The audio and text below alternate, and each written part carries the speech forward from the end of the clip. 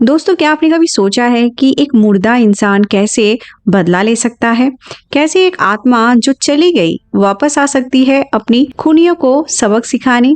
आज हम बात करने वाले हैं एक ऐसी कहानी की जहां मौत के बाद भी इंसाफ की लड़ाई खत्म नहीं होती। ये है 2023 में आई एक साउथ की जबरदस्त हॉरर थ्रिलर फिल्म मंगलवारम की कहानी, जहां हर मंगलवार किसी की मौत का दिन बन जाता है। कहानी इतनी दर्दनाक है कि आपके रोंगटे खड़े हो जाएंगे और इतनी सस्पेंसफुल है कि आप अपनी सांस रोक लेंगे। तो चलिए इस खूनी नाटक की परत दर परत खोलते हैं। हमारी कहानी शुरू होती है 1986 में, जहां दो मासूम बच्चे रवि और शैलू गांव के बाग से आम चुराते हुए दिखते हैं। दोनों एकदम पक्के दोस्त थे, स्कूल में साथ ही पढ़ते थे और हर वक्त एक दूसरे के साथ ही खेलते थे। एक दिन रवि शैलू को एक छोटी सी काजल की डिबिया देता है और बताता है कि वो ये महालक्ष्मी मंदिर से लेके आया है। शैलू अपनी नानी के साथ रहती थी क्योंकि उसकी माँ की मौत हो चुकी थी और उसके पिताजी ने दूसरी शादी कर लिया था। हर हफ्ते शैलू के पापा अपनी नई बीवी और बच्चे के साथ आते थे, सिर्फ इसलिए ताकि शैलू की नानी से प्रॉपर्टी का हिस्सा मांग सके। लेकिन नानी ने साफ मना कर दिया था कि प्रॉपर्टी सिर्फ शैलू की है, जो उनके बेटे को बर्दाश्त नहीं था। एक दिन दुखी शैलू महालक्ष्मी मंदिर में जाकर रोने लगती है। रवि उसे मिलने आता है और उसे दिलासा देता है। तभी रवि का पिता वहां आ जाता है और रवि को घर भेज देता है। जैसे ही रवि चला जाता है, उसका पिता शैलू को गलत तरीके से छूने लगता है। वो शैलू से पूछता है कि वो उससे मिलने क्यों नहीं आती, जिसे साफ पता चलता है कि वो शैलू के साथ पहले भी ऐसी हरकतें करता आया है। उसी रात शैलू को खबर मिलती है कि रवि के घर में आग लग गई है। जब वो वहां पहुंचती है तो देखती है कि रवि और उसके पिता दोनों आग में जलकर मर गए हैं। शैलू अपने प्यारे दोस्त को खोकर अंदर ही अंदर टूट जाती है। कहानी अब 10 साल आगे बढ़ जाती है। अंधेरी रात में एक औरत को भागते हुए दिखाया जाता है। अगले दिन सुबह गांव वाले एक दीवार पर कुछ लिखा हुआ पाते हैं। गांव का पढ़ा लिखा इंसान काशी और उसका अंधा दोस्त पुली वहां पहुंचता है। पुली पूछता है कि वहां क्या लिखा है। काशी बताता है कि वहां दो लोगों के नाम लिखे हैं जो शादीशुदा होने के बावजूद भी अफेयर में हैं। जब उस आदमी को पता चलता है जिसका नाम दीवार पर लिखा है, तो वो अपनी पत्नी को मारने जाता है। लेकिन जब वो पहुंचता है तो पता चलता है कि उसकी पत्नी और उसके प्रेमी ने कुएं में कूदकर आत्महत्या कर ली है। ये खबर पूरे गांव में आग की तरह फैल जाती है।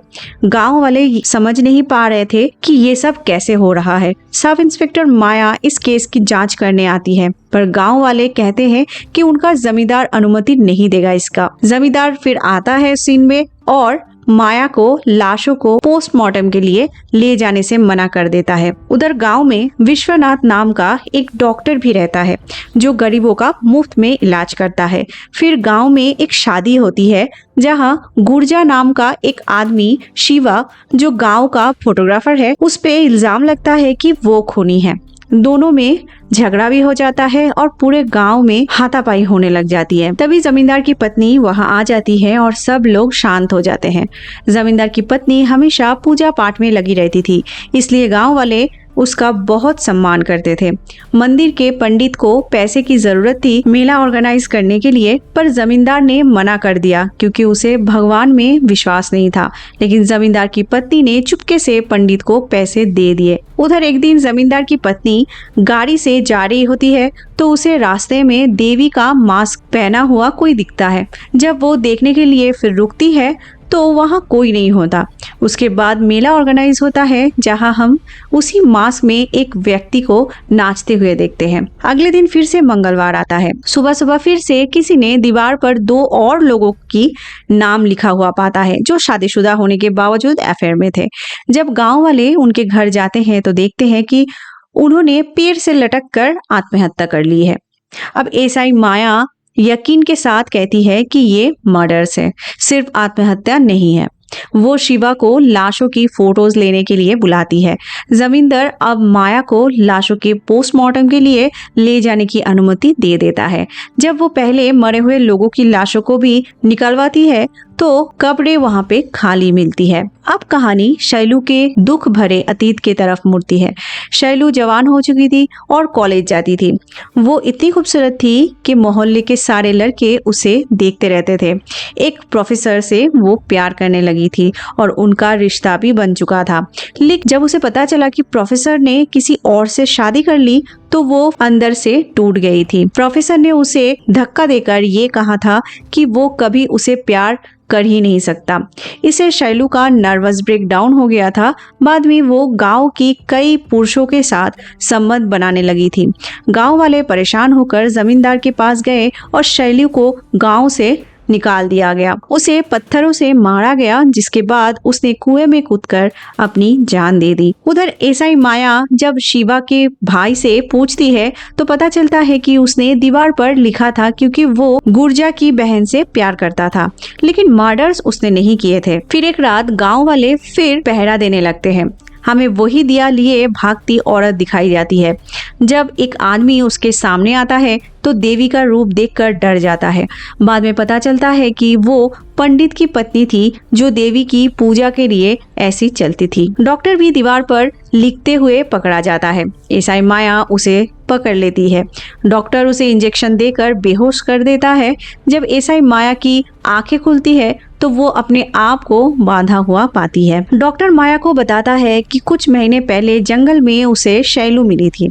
वो उसे हॉस्पिटल ले गया और उसका इलाज किया। शैलू डर गई थी, इसलिए उसने उसे लेडी डॉक्टर के पास ले गया। लेडी डॉक्टर ने बताया कि वो प्रेग्नेंट थी। डॉक्टर ने शैलू को अपनी बेटी की तरह रखा। शैलू के पास एक दिन रवि आया जो जिंदा था। रवि ने बताया कि उसने अपने पिता को मार दिया था क्योंकि उसने देखा था कि वो शैलू को गलत तरह से छूता था। उसने अपने घर में आग लगा दी थी ताकि लोग समझे कि वो भी मारा गया है। तब से वो शैलू के पीछे मंदिर में आता जाता रहता था। शैलू और रवि शादी करने वाले थे, पर अचानक शैलू मर गई। डॉक्टर बताता है कि शैलू का मर्डर हुआ था। 6 लोगों ने मिलकर उसे मारा था। 4 लोग पहले ही मर चुके थे, 2 बचे हुए थे, शिवा और जमींदार की पत्नी जो अफेयर में थे। शैलू ने उन्हें देखा था और इसी वजह से उसे मारा गया था। जमींदार जो ये सब सुन रहा था अपने घर जाकर अपनी पत्नी को जलाकर मार देता है। रवि शैलू का बदला पूरा करके कुएं में कूदकर अपनी जान दे देता है। अगले दिन ईसाई माया जमींदार से जब पूछती है कि उसकी पत्नी कैसे मरी, जमींदार झूठ बोलता है कि वो देवी की भक्त थी, इसलिए उसने आत्महत्या कर ली है। माया समझ जाती है कि जमींदार ने ही उसकी पत्नी को मारा है, लेकिन शैलू के प्रति दया के कारण वो डॉक्टर और सबको छोड़ देती है। रात को उधर जमींदार डॉक्टर से पूछता है कि उन्हें कैसे पता चला कि उन्हीं 6 लोगों ने शैलू को मारा था। डॉक्टर बताता है कि पुली जो अंधा होने का नाटक कर रहा था वो सब कुछ देखा था जंगल में। उसने डॉक्टर को सब बता दिया था, इसलिए डॉक्टर और रवि ने मिलकर सबको मारा था।